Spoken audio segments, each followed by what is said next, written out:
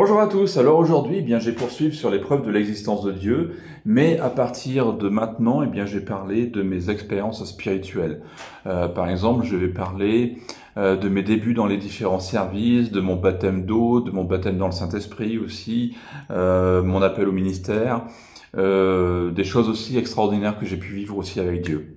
Alors après notre mariage et ce temps de chômage, je me suis très vite intégré dans ma nouvelle église, l'église d'Aurélie.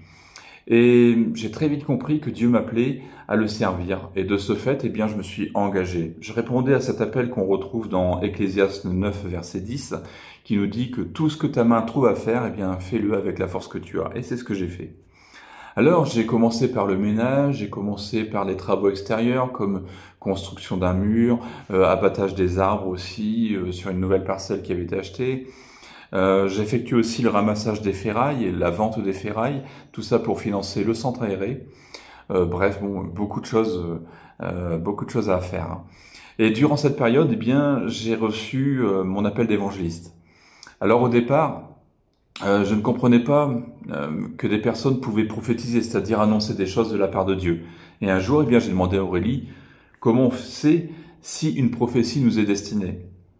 Et elle m'a dit que si un jour Dieu me parle, je le saurai. Et bien sûr, un jour, quelqu'un élève la voix dans l'église et parle de la part de Dieu en disant que Dieu appelle une personne au ministère. Et là, aussitôt, je ressens là dans mon cœur une sorte de quelque chose indescriptible à raconter, mais comme si mon cœur se mettait à brûler et je commence à pleurer. Alors ceux qui me connaissent savent que je ne pleure jamais ou très rarement. Je pleure aux occasions des enterrements, par exemple, de ceux qui me sont très proches.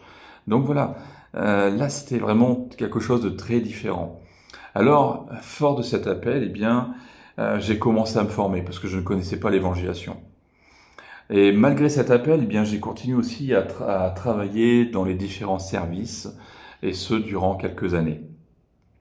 Puis j'ai commencé aussi à travailler, en plus de ça, pour le centre aéré, en effectuant des transports, l'aide à l'animation, de l'encadrement, etc. J'ai réellement vécu ce principe biblique qui nous demande de commencer petit et que si nous sommes fidèles dans ces petites choses, Dieu nous en confiera de plus grandes. Alors assez rapidement, j'ai vécu ces choses plus grandes. On nous a confié la responsabilité de la jeunesse. J'ai commencé à enseigner dans les écoles du dimanche. Puis un peu plus tard, j'ai enseigné dans les réunions d'évangélisation. Et petit à petit, finalement, le Seigneur me formait.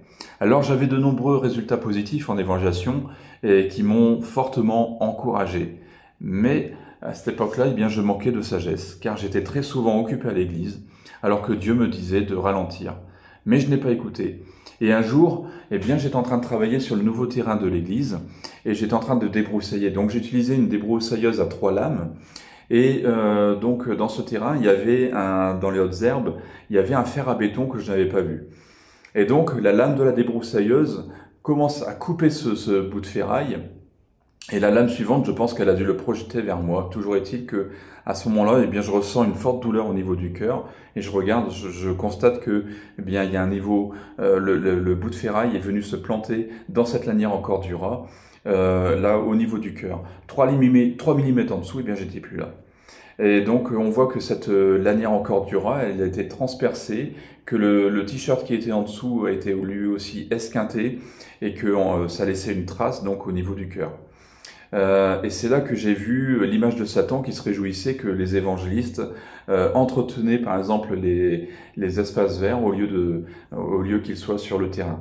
Et du coup, ça m'a décidé, donc j'ai arrêté tous mes services, pour me consacrer uniquement à l'annonce de l'évangile et à la gestion de la jeunesse, ainsi que dans les écoles du dimanche.